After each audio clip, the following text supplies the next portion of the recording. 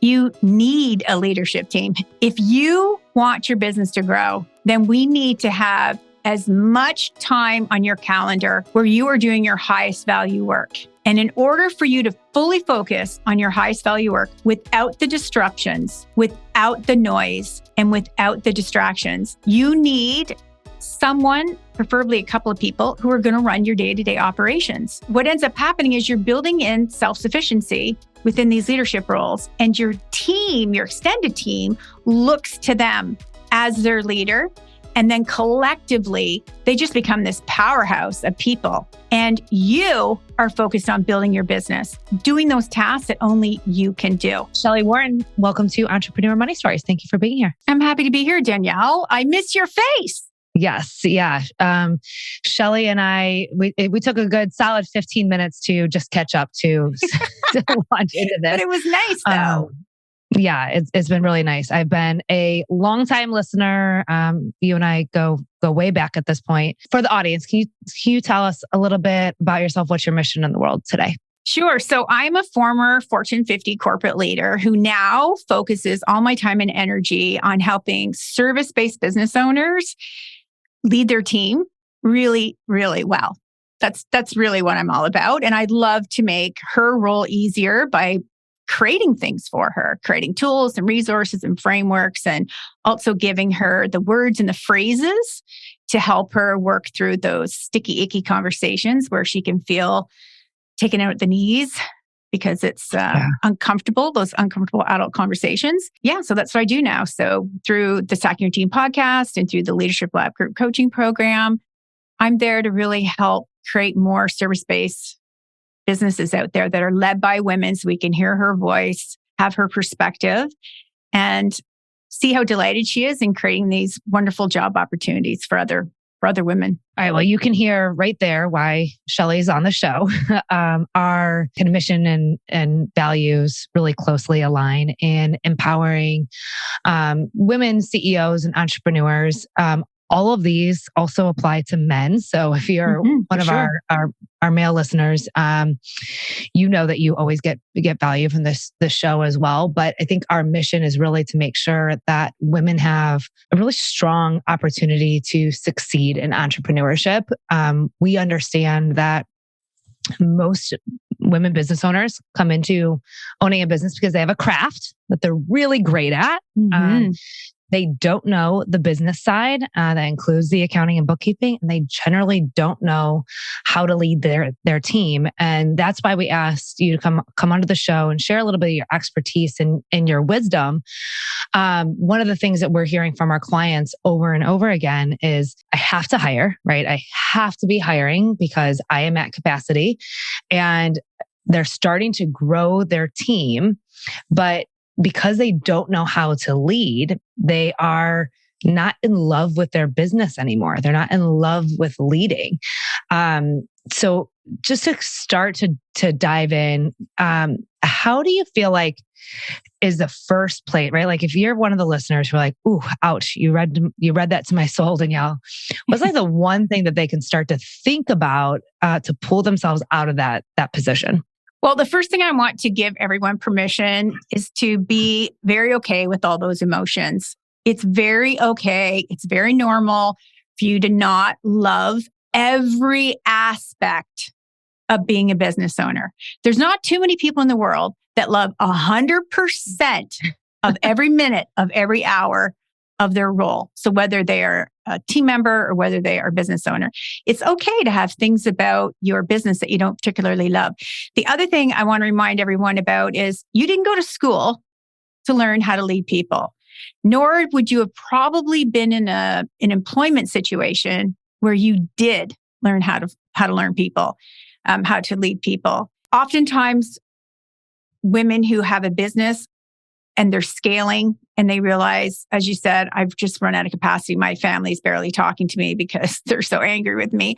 So they know that they have to hire. They start to hire one or two. They're very nervous about it. It feels like a lot. It's uncomfortable for them. And it's okay for you to raise your hand and say, I need some help with this. Just like they raise their hand and ask for help from you, Danielle, and your team to get their financial components of the business become world class, they can raise their hand and ask for help to have the people side of the business become world class too. It's really about just stop the craziness of thinking that you're going to be exceptional at every single thing that you do. I mean, you are the beacon of light that drew your clients and your customers to you in the first place. Absolutely. We're not going to take that away from you. But I want you to realize that when it comes to growing your team, you don't need to do it all yourself. You can build a leadership team that literally will take care of your daily operations and care for your extended team while you have ideal time to focus on only what you can do to grow the business. So first and foremost, we can take off our superhero cape. Absolutely. Right. Hang that up at the door. I always picture Mr. Rogers kind of like hanging up the jacket as he puts on his sweater. It's okay to take off the superhero cape, hang it at the door, and right, we can learn, we can ask for help, and we can start fresh, right? By putting people and processes in place to help us continue to build this team. Now, you mentioned leadership team. What is a leadership team, right? Because some of our listeners and our clients, they're creatives. They don't come from a corporate environment like you and I do. So what is a leadership team, and how the heck do they even start to think about that or find those right people? That's a great question, Danielle, because in the corporate world, a leadership team is considered your executive team, right? Those C-suite players. And then when we look deeper into a corporate setting, it's really those individuals that are leading profit centers and leading departments or regions, geographical regions. When we look at a service-based business, what we really want to create is a few people on your team who are committed to your mission and vision and the work that you're providing your ideal client base. They really like what they do. They want to stay with you long term, and they've been around for a while. So they're actually adding some continuity because they remember, this is, they have the history of where you are, why you do things the way they do.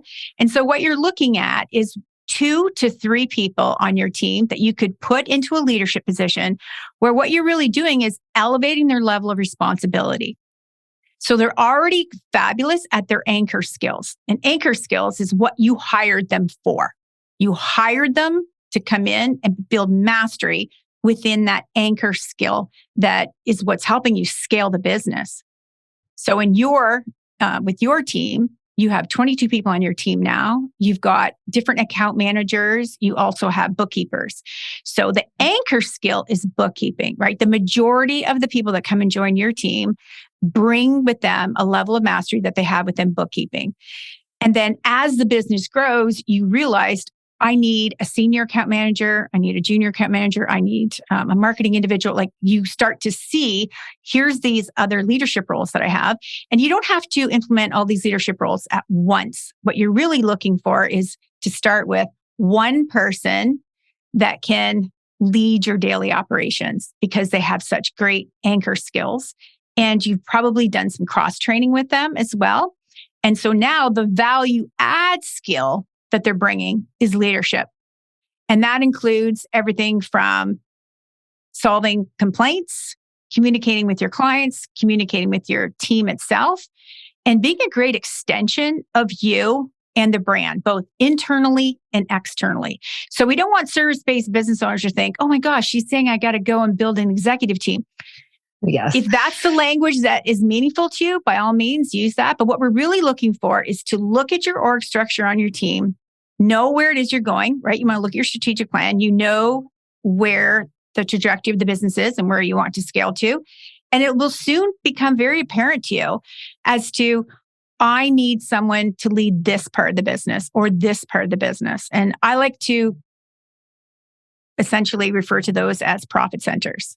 So that could be an admin leader. It could be a team leader.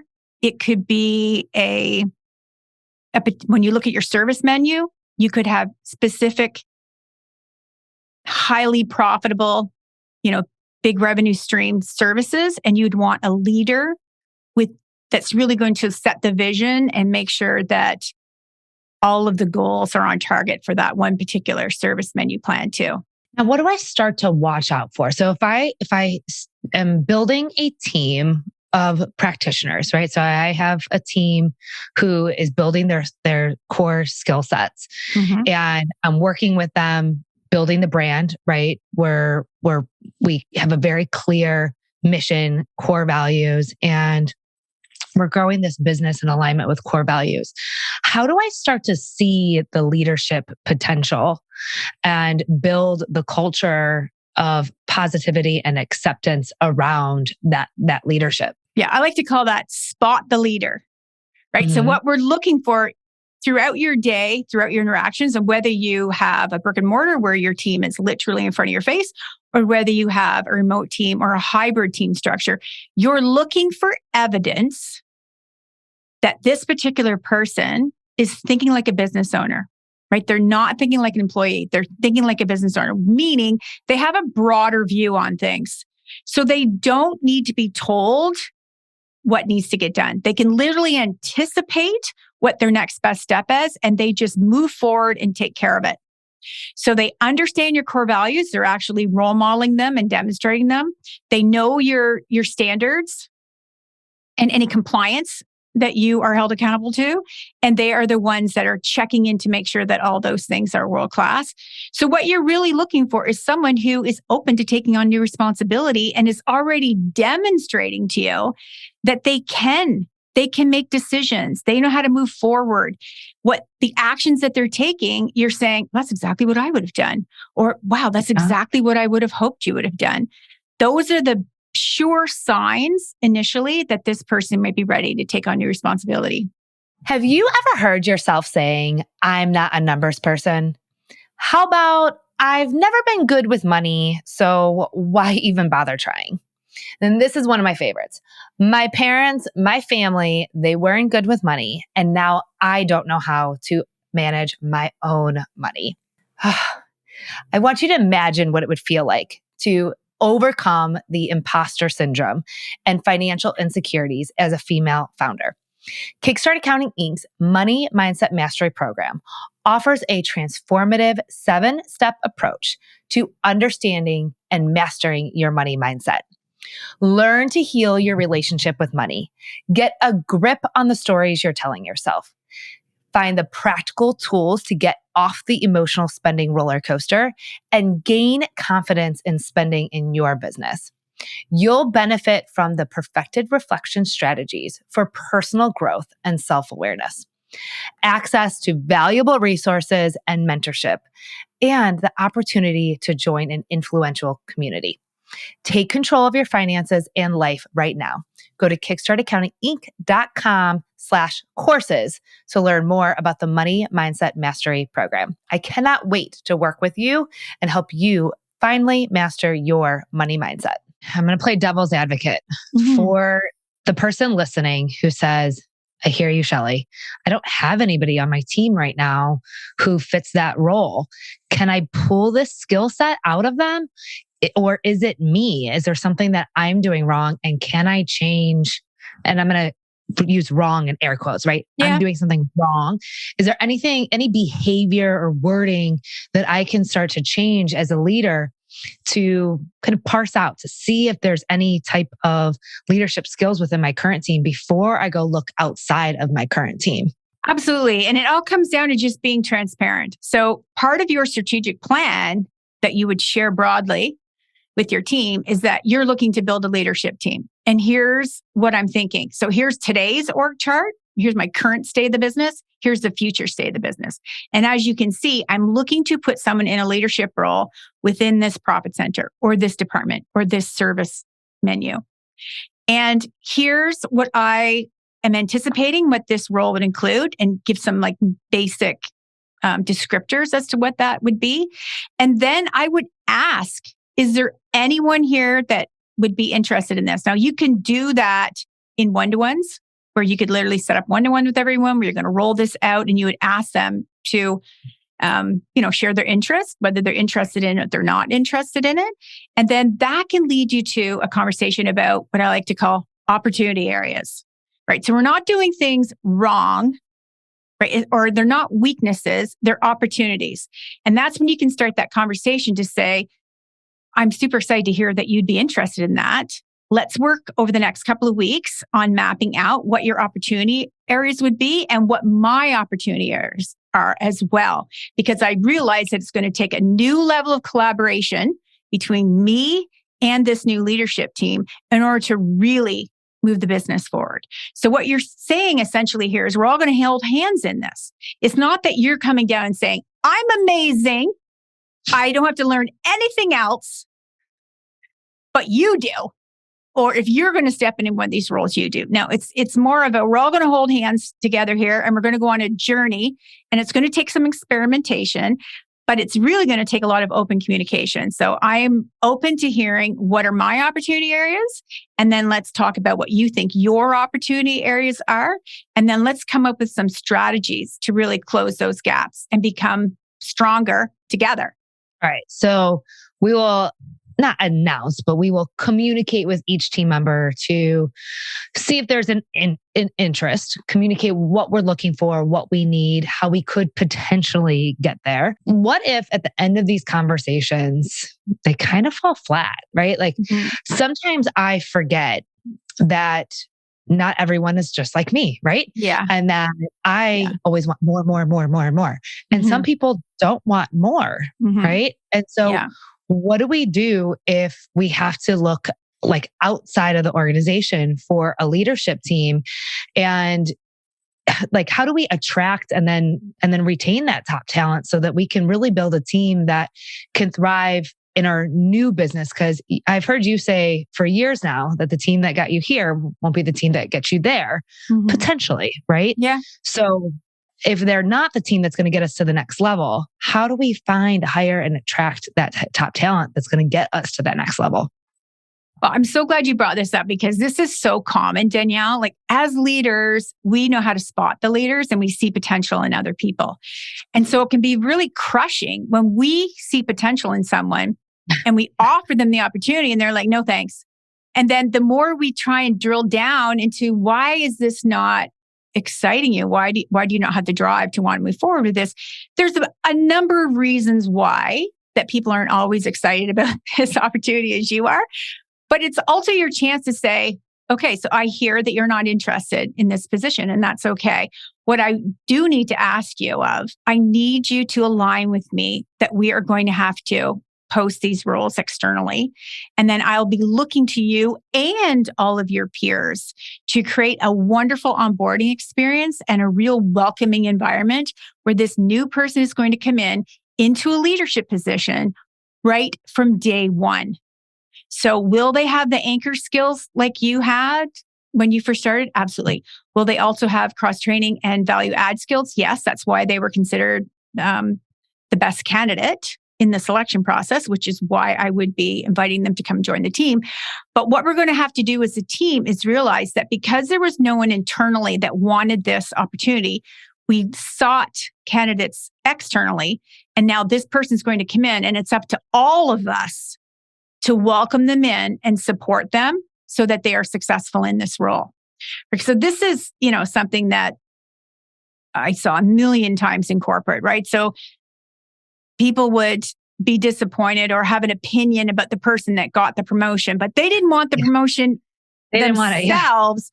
But boy, oh boy, did they all have an opinion as to who was selected for the role, right? And so that's when I would always circle back and remind them that they didn't apply, right? If you don't apply, there's no like hand picking. You have to declare out loud that you have an interest in this. So the same thing in small business. If you find that there's no one on your team that's interested in these opportunities, that's okay. You just need to be very clear with them that you're going to be looking internally. And then at the same point, it becomes a deeper conversation about the ones that didn't raise their hands, where you have to reset expectations that the status quo is not going to maintain the status quo forever and a day. We all have to be stretched. So even though the work may not be changing, you may be asked to participate in different activities that are going to solve a major constraint in the business or create a new business asset. But to think that people can come in and start a role in a small business and stay there forever and ever, amen, without ever having to stretch themselves or do anything different, I think it's just unreasonable. In small business, the agile teams are the ones that will have a long-term career with these companies. Individuals that want to just stay stuck in the same level of contribution and the same impact with the business are just not as valuable as others who have drive and who have curiosity and who are diving into personal development and professional development and who really want to continue to add value. There's a lot of change as you unfold all of those steps, creating a leadership team, elevating team members, that can create a lot of change. Mm-hmm. And if we've created a culture that we love today, right? Or maybe there's aspects of the culture we like and don't like. How do we protect our culture as we change and implement that leadership team? Or if we don't have culture at all right now and we're in a place where we don't really enjoy leading our team, how do we start to build a culture that we love, build a team that we love leading? Well, I think it starts with the leader herself. She has to decide, what is it? What's the experience that I want to create for my team? And thus, that's the experience that her clients and customers are going to have too. So what I like to encourage people to do is think back to all the different places where you were once on a team. It could have been in church. It could have been a sport. It could have been a volunteer role that you had growing up. It could have been your first part-time job that you've ever had. Think back to, what did you like about those experiences and what did you not like about them? And really lean into, what is it that you learned about yourself through that? And what do you want to make sure that you emulate? So what is it that you want to create? And I know for me, one of my biggest core values is that words matter. I'm a stickler for how people talk to each other. And I do not ever want to be in any kind of environment where it's okay to smack down anyone. It just really goes against the grain of who I am. And so I feel like I'm always trying to remind people that words matter and to thoughtfully think about how you're going to say this. So as that CEO, think about, what are the one or two things that you want to absolutely make sure that are an everyday occurrence in your workplace, and then start declaring it out loud and start rewarding and recognizing people that are doing that, who are being a great role model for that. And then also having the tough conversations individually and as a team when there's any kind of drift off and away from that ideal experience. You've got to talk about it, because if you don't talk about it, what you're essentially saying is, yeah, what went down at yesterday's team meeting, I guess that was okay because she never brought it up. So even though I didn't like watching it and that person didn't like having to experience that, I guess she's okay with it. Yeah. Learning to have the difficult conversations. I had a boss that said to me a long time ago that nobody likes having them, but that's what differentiates you as a leader, that you have to have them anyway, right? So having those difficult conversations. How can we think about rewarding our team members? You mentioned reward a few times. Is this literally just verbal, hey, great job? Or how else can we reward those team members to show them that, one, we care, right? We want to reinforce those behaviors and encourage them to continue. But what if we just don't have the money to be throwing at them every other month or week or quarter? How else can we do that? Well, I don't think, it's funny because when I use the word reward and recognize, the last thing that comes to mind for me is money. Interesting. Yeah. So the first thing that comes to mind for me is a leader actually acknowledging to you, either personally on a one-to-one conversation in the hallway or at the end of the Zoom call, or in front of the whole group, to say, Stephanie, how you handled that question was brilliant. I love the way you did this. I love the way you didn't shut her down. Obviously, she was emotional over this. You didn't get tied into that. You pulled apart what she was saying. You didn't take it personally. And you gave her the information that she needed to make a sound decision moving forward. I love watching you do that. Could you help Jonathan and Hank do the same? Could I task you over the next couple of months to think about any time that you see Jonathan and Hank getting into those sticky, icky situations, that you would intervene and try and guide them through that the way you would? I mean, who's going to say no to that? Yeah. The other thing that can be very rewarding is to have it become incredibly obvious for your team who those individuals are that are really leaning into that philosophy of words matter. So those people who are just incredible role models for specific core values of yours, every time you see them doing it, even in a team meeting, in a team lunch, in a meeting, when you see people doing things, I like to call that catch them doing something great. When you see them doing that, take the moment to say, that was brilliant. And then backing that up with, here's what I really appreciated about how you solved that problem, or here's how I appreciated how you led that discussion. I loved it when you asked this question, like giving them more context to just saying, good job. Yeah. Because the more we hear the good jobs, what happens, I mean, they're nice to hear, don't get me wrong, but what happens is the coaching gets watered down.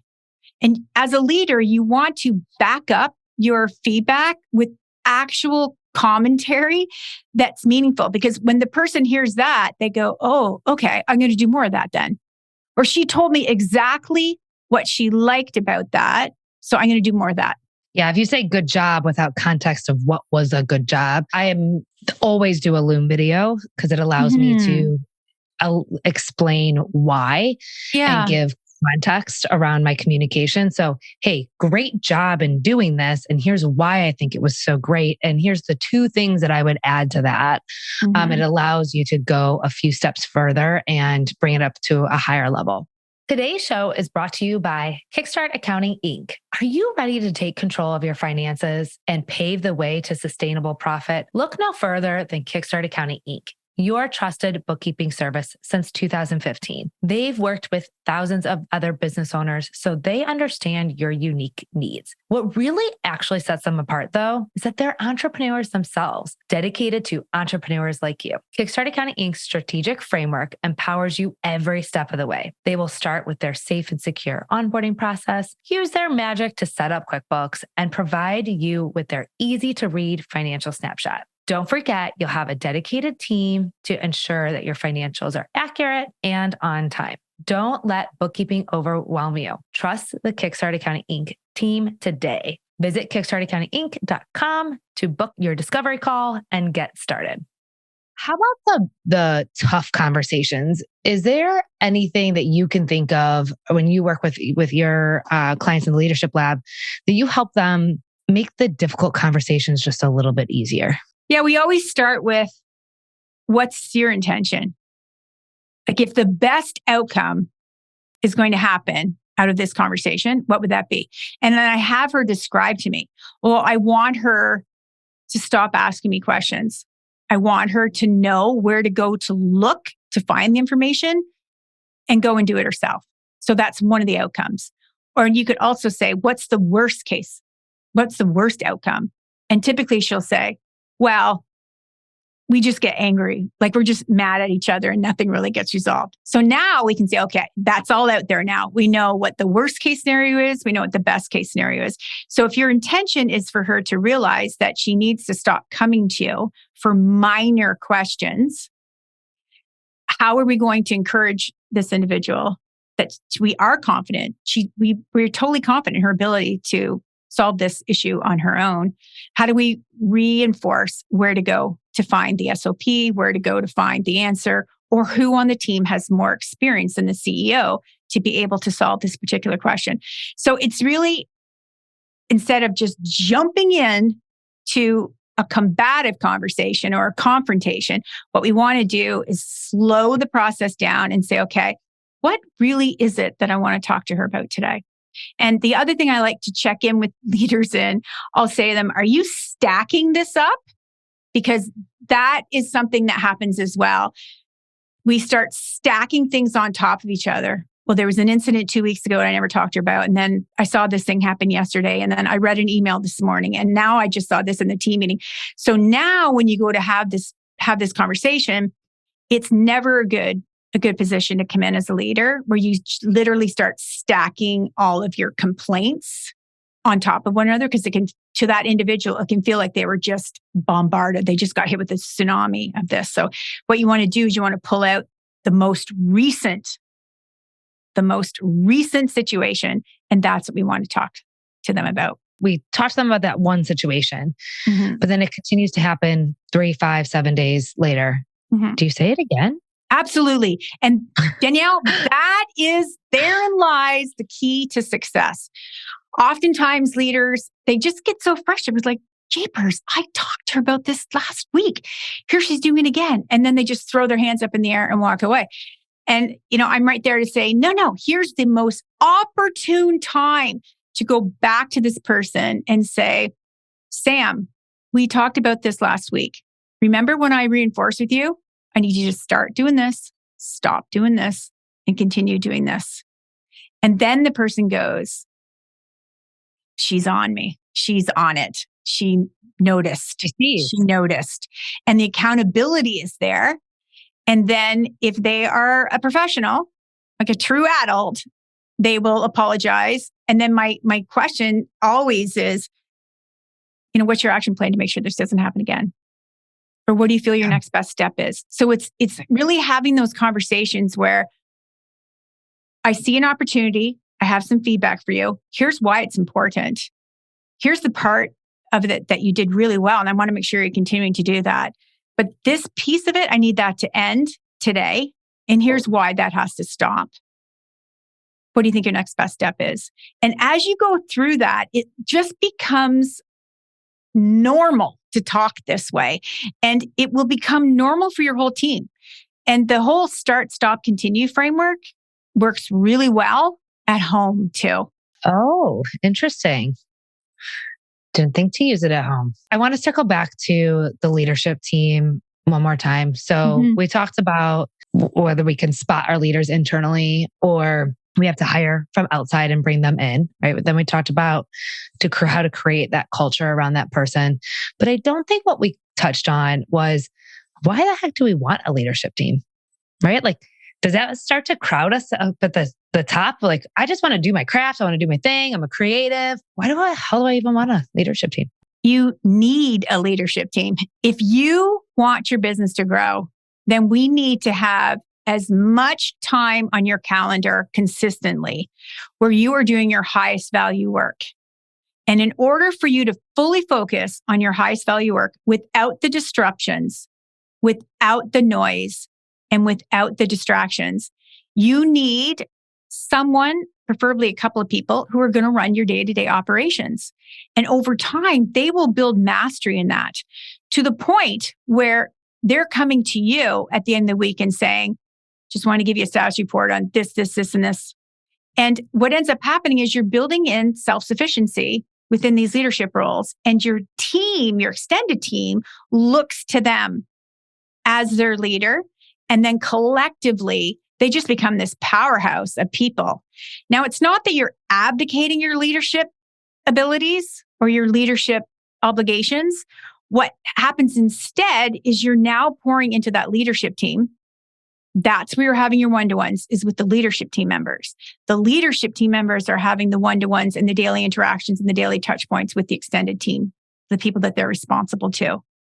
And then you are thoughtfully putting together touch points where you're interacting in a really thoughtful and mindful way with your extended team.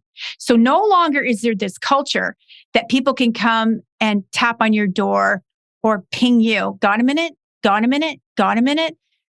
That part of your culture is now in the past. And the new way of their culture is they work directly with the person that is responsible for them, which is their direct leader. And then you're building out those leaders and having really high quality touch points with your extended team where you're happy to see them. You're there to have deeper conversations with them. You're having deeper conversations with your leadership team.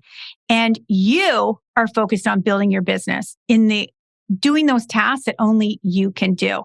And so then what ends up happening is when that becomes your new culture, now suddenly you're not afraid to lead anymore You're not as overwhelmed to lead anymore because you know you have quality help around you. And because the work is divided, like the people tasks are divided out amongst capable people, you're not carrying around that backpack that's just full of the weight of all these decisions. You have quality people around you that are going to collaborate with you and in many cases, lead the decision making for their department or their profit center. Shelli, this has been so helpful. I cannot tell you how much wisdom has been weaved throughout this entire episode. And so if you're somebody who's listening that this feels really overwhelming, I encourage you to start with one thing. And so if somebody's listening and they're overwhelmed, what is one thing that they can implement right now to help them start to think about being a better leader or developing that leadership team? Well, the first thing I would love everyone to do is just tune into the podcast. Go to Stacking Your Team podcast on all your favorite podcast platforms. New episode drops every single Tuesday. And every one of those episodes is designed. I craft them. I create them specifically for people like you. It's that business owner that is incredible at what she does, but she never went to school or had a particular role or job where she learned how to lead. But now it's become a critical point in the trajectory of her business. So she needs to learn how to lead. So go there and then start to apply what you're learning on that podcast. And then the other thing I would have you do is set some time aside to create 2 org charts. One is your current state of the business. Just map it out on a blank piece of paper or napkin and put everyone on your team, put them in the positions that they're there. And then I want you to create a second org chart that's the future. It's the picture of the future. If you could have the ideal team structure where you weren't feeling overwhelmed, you weren't in all these meetings constantly, and where you actually had people who could lead your day-to-day operations, which would allow you to do your highest value work, what would that team structure look like? And don't be afraid to create that new org structure in phases. It's very okay to have phase 1, phase 2, phase 3 being the ideal. It's very okay in phase 1 to create your very first leadership role on your team. It's exciting. It's exciting. Yeah. Celebrate that. That is absolutely. Really, I remember when I started putting these positions in place here at Kickstart Accounting, it was a game changer. And I have appreciated the content through Stacking Your Team. And I have gone through Leadership Lab as well. And can't thank you enough for all of the knowledge that you give to your students.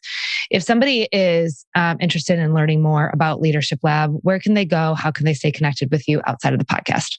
My new website is being built right now. So the quickest way to get me is on LinkedIn, where I'm Shelli with an I, Warren, or just come over to Instagram from at Stacking Your Team Podcast. DM me. I'll send you a link. You can apply. We can have a quick chat. I look at every single application and I meet with every single person who applies because, well, first of all, I want to know you. I just want to know you. I want to know these people. I'm just enthralled with women who have a service-based business that are really, they're movers and shakers. They're really incredible at what they do. So I want to meet you for sure. And then we'll go from there for sure. I've always appreciated the enthusiasm and research that you've come to every call with, and the way that you meet with every person who's wanting to come into your program. You are definitely first class. I really appreciate you in this entrepreneurship journey. So thank you. No, I appreciate you. And I love sending people to your podcast and to your Profit Planner books. I mean, I thought that I remember when we were at a Biz Chicks Live, this was years ago, and your first Profit Planner was launched. I was so excited for you. You were excited. I was excited for you too. But I just thought it was brilliant. I thought it was such a wonderful resource that you created for women who are afraid of the financial aspects of their business. But boy, oh boy, it's such a critical component to anyone's success. And I love that you saw that there was a gap in the marketplace for that and you created it. And not only did you didn't throw it together, Danielle. It's so obvious. You really walked a mile in her shoes and you knew what her hangups were, what she was losing sleep over and you put it together for her in a way that she could really leverage. So we appreciate you. Yeah. Thanks, Shelli. All right. Well, this is first time you've been on the show, but I hope not to be the last. Absolutely. I'll come back anytime you'd like. Thank you. Thank you.